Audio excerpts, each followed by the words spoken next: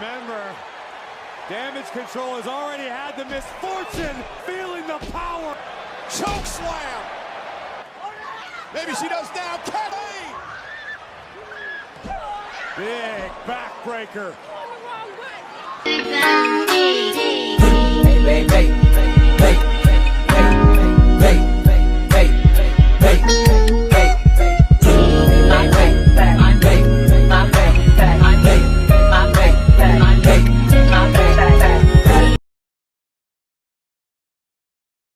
Hey, what's going on YouTube land? It's your boy TJ and welcome to my YouTube channel, Wrestling Nostalgia, where I give my reviews on the WWE shows and PLE events. And today, we are going to be reviewing WrestleMania 40. Yes, we finally have made it.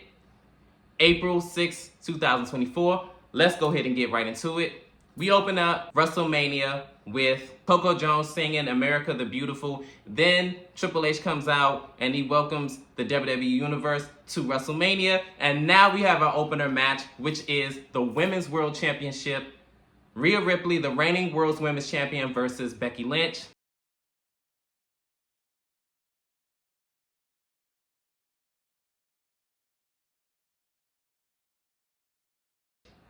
They had a barn burner match. I definitely did think that these two were gonna put on a phenomenal match. They start off with like a collar elbow tie-up.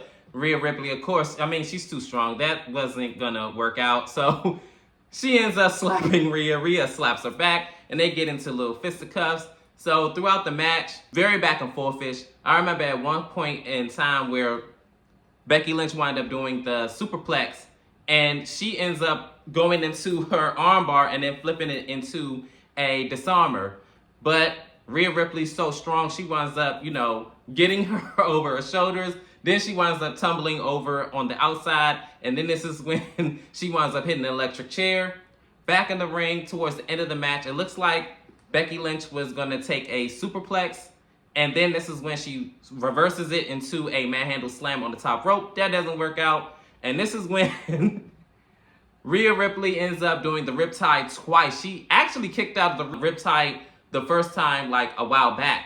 And she kicks out. But she ends up hitting the riptide on the turnbuckle. Would have been nasty. And now Rhea onto the And then she hits the riptide again, this time on the mat. And now in the middle of the ring, Rhea Ripley, riptide to Becky Lynch. Here's the cover. Rhea's year-long reign. 1, 2, 3, still your world's women's champion, Rhea Ripley. They actually had a really great match. It was everything that I thought it was going to be honest. And I already knew that Becky Lynch wasn't going to come out with the W. And no shade, she didn't need this. Like I said before in my predictions video, this was a way to get Rhea Ripley over, being as though she doesn't have a lot of competition. And this is probably one of her most competitive matches that she had in a while outside of her against Ivy Now. And I have no complaints, I'm gonna be honest. Even though I have my reservations with Becky Lynch, she always puts on a good show, definitely when the lights are on bright. This next match is a ladder match. This 6 teams, which is 12 people, and I don't know how WrestleMania was able to hold all these personalities, but they had a really, really great match. This is probably one of the best ladder matches in quite a while, to be real with you. I didn't expect it to be so good and so many great spots. I remember at one point, New Catch Republic did a moonsault off the ladders. I remember even in the start of the match, everybody just fighting everybody. I was like, oh my goodness, this is how we gonna start it off? So then, as the match goes on, R-Truth and The Miz have conjured up the plan with DIY and say, hey, you get these championships, we get these championships. Hey, you know what I'm saying? Like, all of us win. So as they're going up the ladders, this is when Austin Theory and Grayson Waller end up foiling these plans, and they are the new tag team SmackDown champions. They're at the top of the ladder. They've got the SmackDown tag team titles. But the match is still going to continue until both sets of championship belts are taken off of the suspenders. So as time go on, this one spot I will never forget. I hope I hope Tyler Bates is okay because he took a nasty bump. I remember he wound up taking a big bump off the ladder by Tommaso Ciampa. I want to say it was the white noise off of the ladder. I thought he was gone. He wasn't with us no more, but hopefully he is because, man, that was a nasty bump. And then some time later, before we even get to the end, I'm so sick of R-Truth and this whole hot tag thing. This is a ladder match. There are no tags. What are you doing? Like, go up the ladder and get the freaking championships. Like, what? As time go on, I remember JD McDonough tries to help out the Judgment Day, and he ends up getting pushed into the table. Just dumb McDonough in a terrible spot. Not good for JD McDonough! I'm like, see, that's what you get. You should have minded your business. But you know what? This is exactly what you get, and you got what was coming to you. So, finally, it looked like the Judgment Day was going to retain their championships, but unfortunately, R-Truth came in, and he wound up hitting the flurry, and then he wound up doing the attitude adjustment outside of the ring, and then he ends up going up to the ladder, and he winds up getting the Raw Tag Team Championships alongside The Miz, and yes, we have new Raw Tag Team Champions. There's nobody else in the ring. R-Truth moments away from a WrestleMania moment, but can Truth pull the titles down? You can do it, Truth! He's got unhooked the carabiner, and he does! Awesome, Truth! I'm so glad that they finally pulled the trigger on separating the tag team championships because I feel as though this was the best decision for business, being as though with the emergence of established tag teams, it was the right move, and I'm so glad that we have separate championships. So now, all we have to do is get rid of the whole branding of Raw and SmackDown and make it a World and WWE Tag Team Championships renewed. In this next match, it is the tag team match, which is Rey Mysterio and Andrade versus Santos Escobar and Dominic Mysterio. I'm not gonna lie, at first I really wasn't all that invested into this match because at first it was Dragon Lee, and then Dragon Lee got taken out and then insert Andrade. And I am a big fan of Andrade. Andrade is a stellar top performer, like bar none. Watch. Once he really gets let loose, he is going to impress. He impressed here at WrestleMania 2, but let's go ahead and get him right into the match. They start off, of course, you know, with the typical chain wrestling and things like that. I remember it looked like Rey Mysterio was going to do the same thing he did last year, which was whoop his son with the belt. And Dom was like, I don't think so. And then he kicked him in the face. A lot of exchanges and wrestling hosts later and frequent tags. This is when Santos Escobar tries to hit a Hurricane Rana off the top rope. He is successful, but only gets a 2 count. So this is when Elektra gets on ring, on the apron and says, no, that was 3, that was 3, that was 3. I don't care what nobody said. That was a 3. So this is when Zelina wind up getting her off the apron, snatched her up. And then she gets on the top rope and hits a moonsault. So then it looks like she was going to slap Angel Garza. And this is when he was like, no, I don't want no smoke. Carlito was like, oh, okay, cool, come on. So then all the members of the factions fight each other, and LWO gets the best of the situation. I remember at one point, he got Carlito and I believe the other LW member to like pull the ropes and make him go even further or out onto Legado del Fantasma, if I'm saying that right. What a move by Wyatt! And takes them out.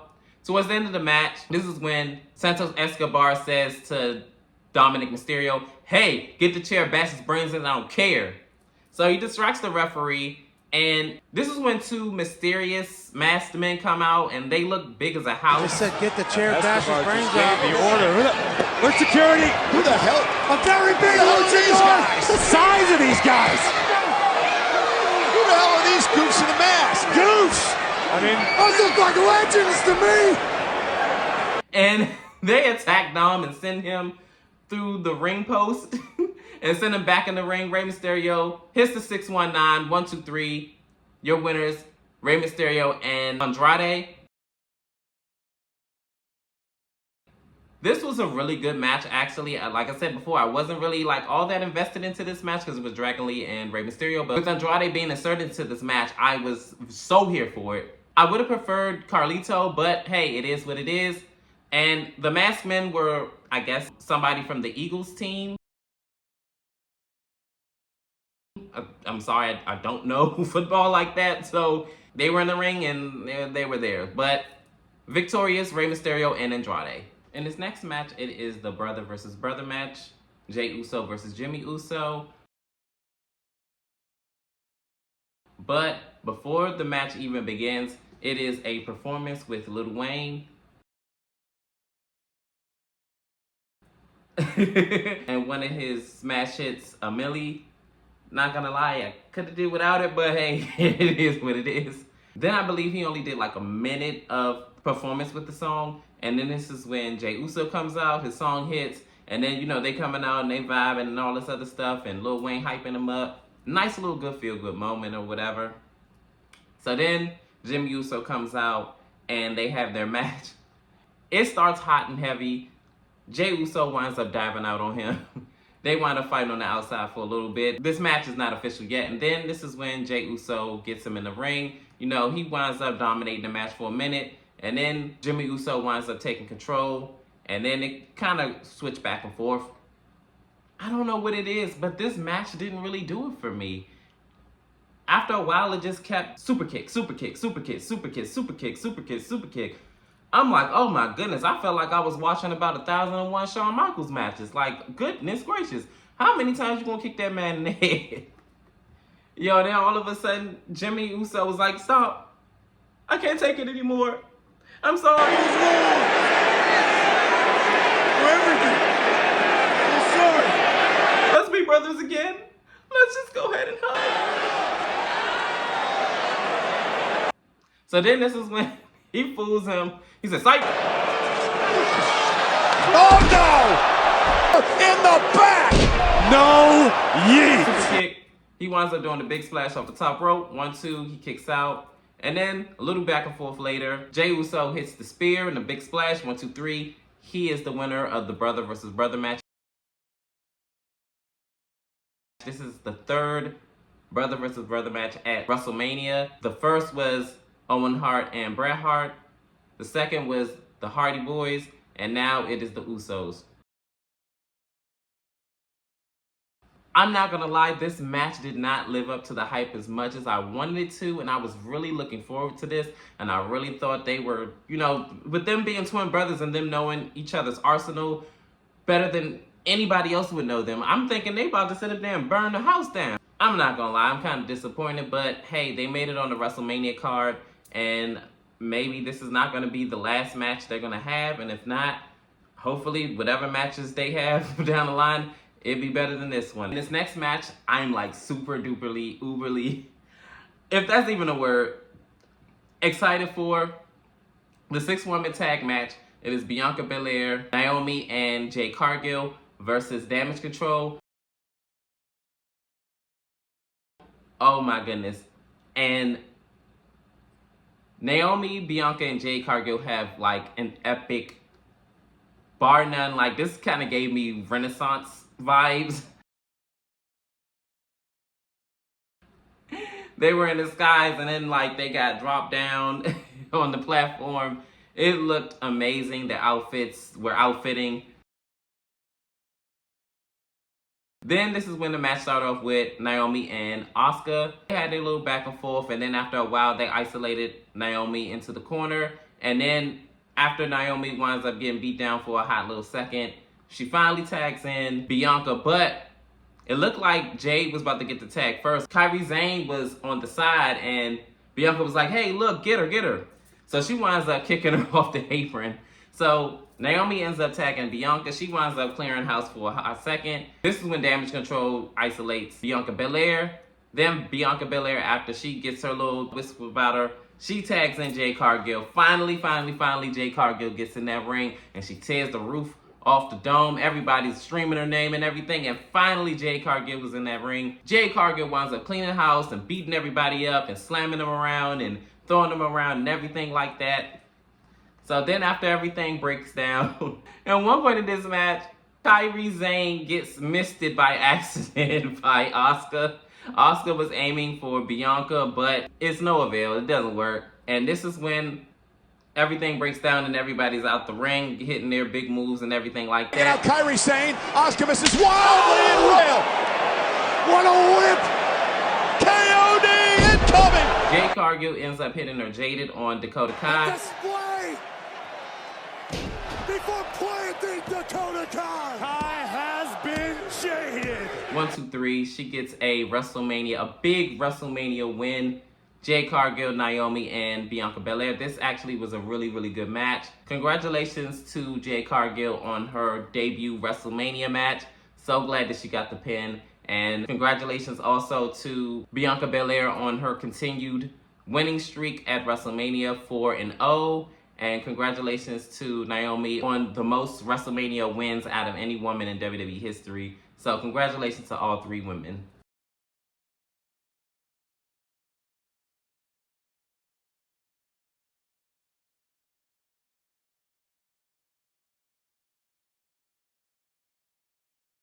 In this next match, it is the Intercontinental Championship match. The reigning Intercontinental Champion, Gunther versus Sami. To be honest, I wasn't all that invested into this match because they already did Sami versus Gunther before. I really wanted Chad Gable to be in the Intercontinental Championship match with Gunther, not Sami. Sami really didn't need this Intercontinental Championship. He already won it 3 times. Chad didn't want it no times, but hey, what can you do? To be honest, this match actually wasn't that bad. Here we go. So Gunther and Sami ended up having a match. At one point in time, I remember Sami just kept chopping Gunther, and that was Gunther's thing. And he kept chopping him, and at one point when Gunther tried to chop Sami, Sami just like, he was just ducking and dodging. He was, you would have thought he was Muhammad Ali out there. He was like, you ain't about to hit me.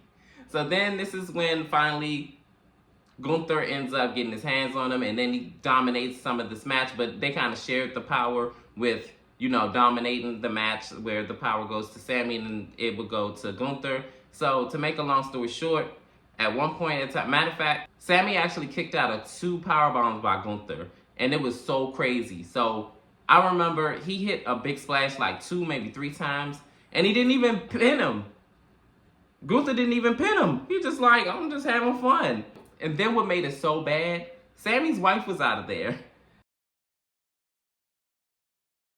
Sami's wife was in the crowd watching, and she's all like, oh no, Sami, come on, get up.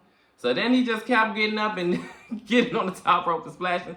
So this is when Sami ends up hitting the haluva kick and then like a brain buster on the turnbuckle. Then Gunther ends up on the other side of the ring. Sami hits 2 haluva kicks, 1, 2, 3. Your new Intercontinental Champion, Sami Zayn.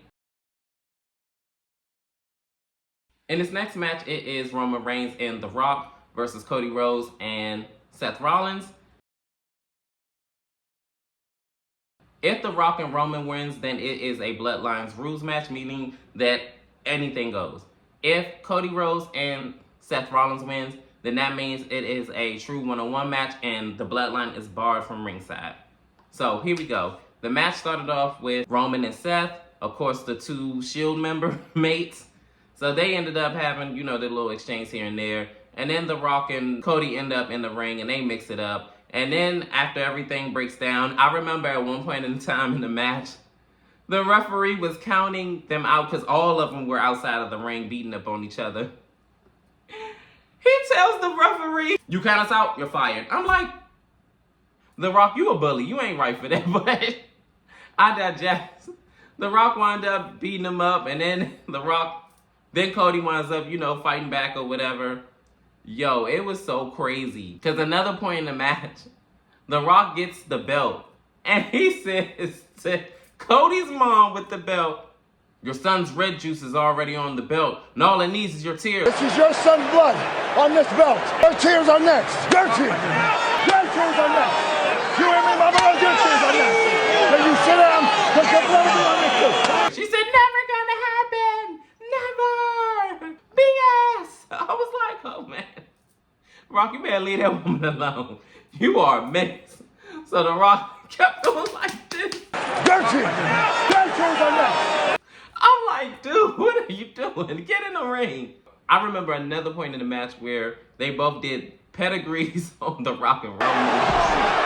Here we go!